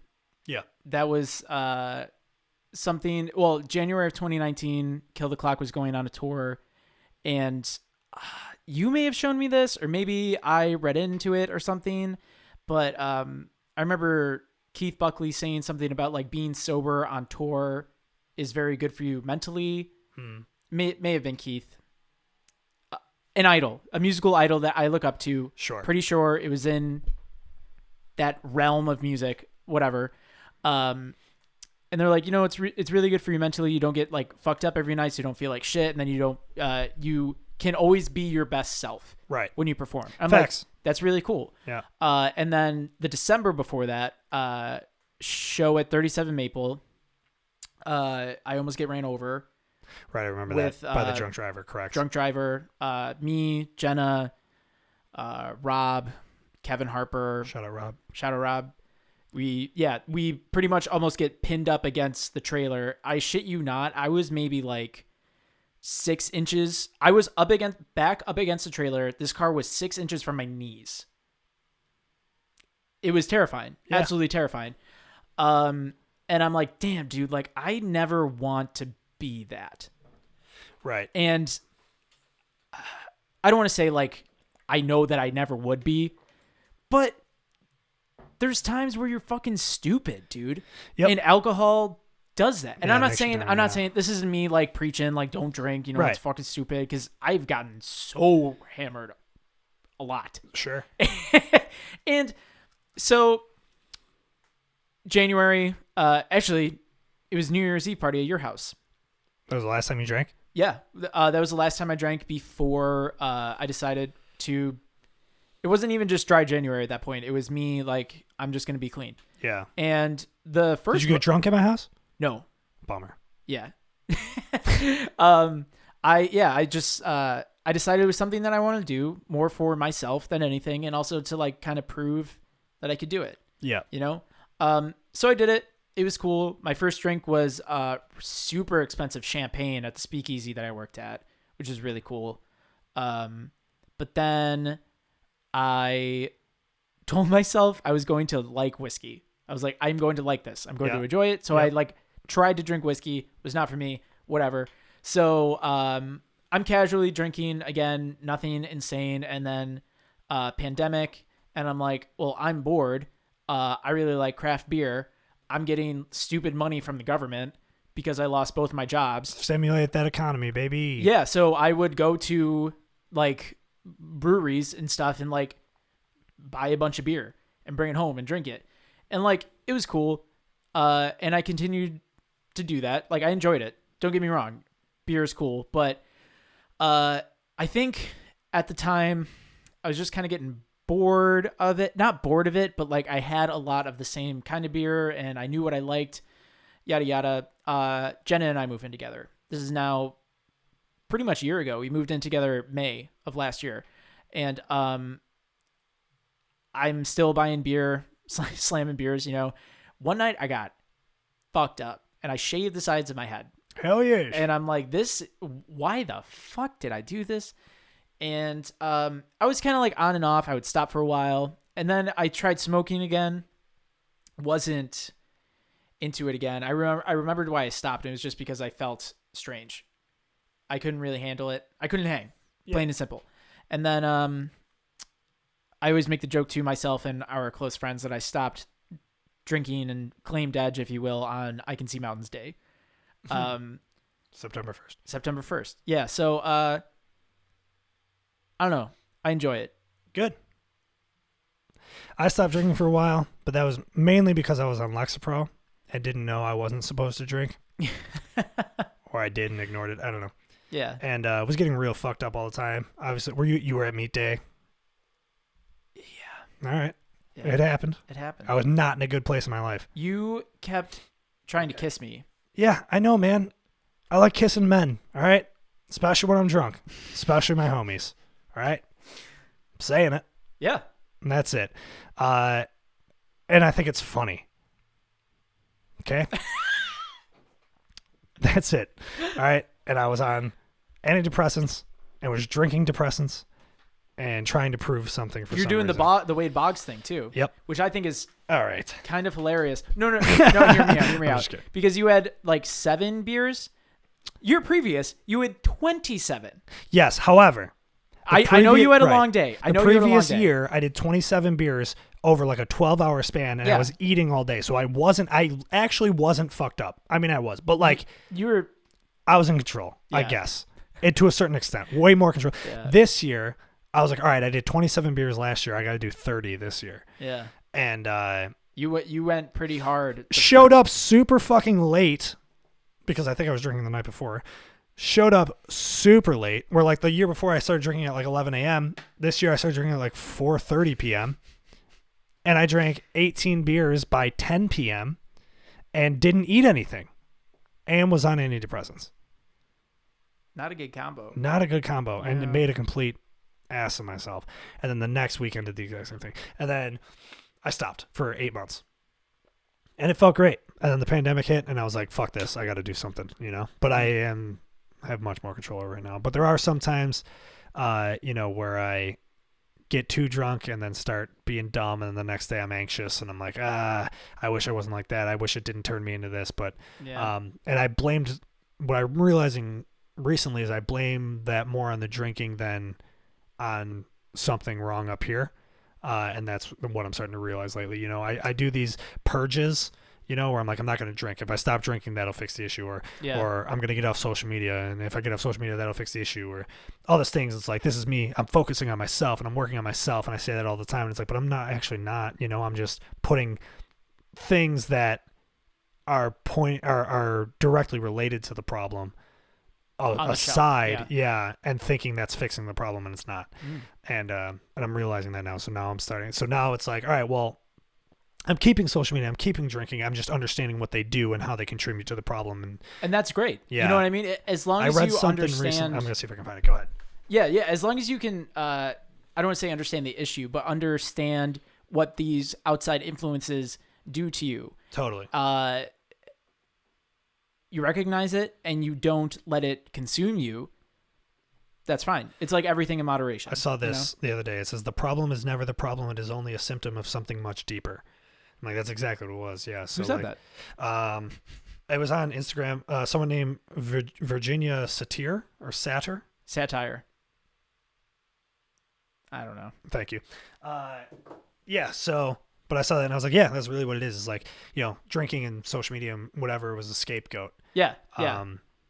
And so, so now I'm just kind of like accepting that. It's like, okay, so I can handle drinking. I can handle social media. It's like, I just got to work on the problems in between and I don't have to completely just cut those things off. Yeah. So, because I remember you weren't on social media for a while too. Long time. Yeah. I mean, not 5 months, which for me feels like a long time, but it's like half of a year. Dude. Yeah. Like, It's a good chunk of time to be like completely.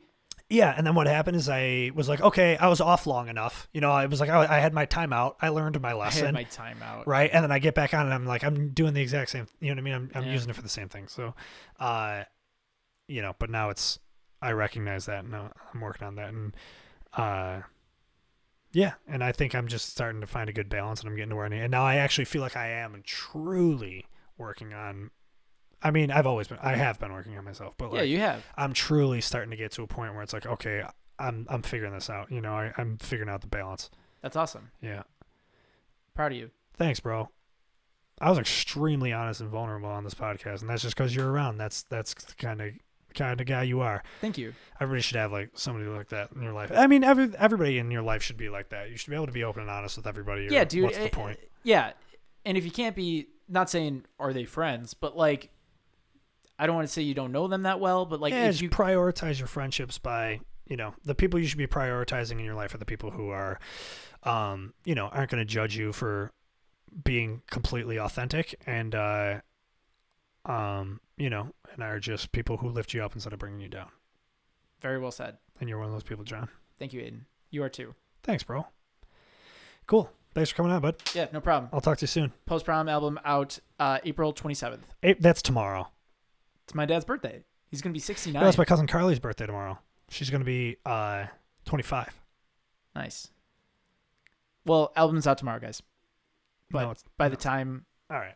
You stop. All right, bye, guys.